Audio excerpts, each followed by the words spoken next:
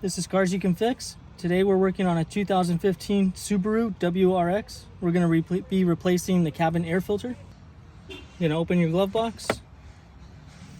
You're going to use the needle nose pliers.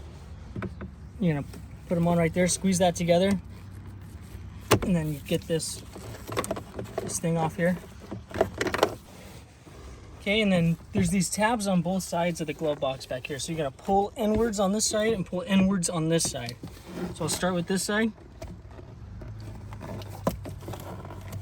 And then you do that side and then the whole thing. And then pull out like this.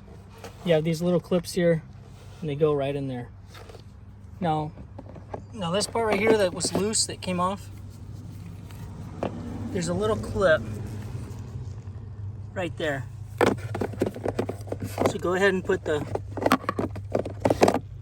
gonna put the bottom part onto that clip, just like that. So you're gonna see these tabs here, right here. You're gonna squeeze these tabs, both sides, and then pull this thing out. And that's the filter. Right, here's the new filter side by side. This one's got carbon in it to help keep the smells down. Okay, your filter, just pop it in, and that's it. Okay, get your glove box. Clip it back in at the bottom here, and then you're just gonna push up. It's gonna fit right in there.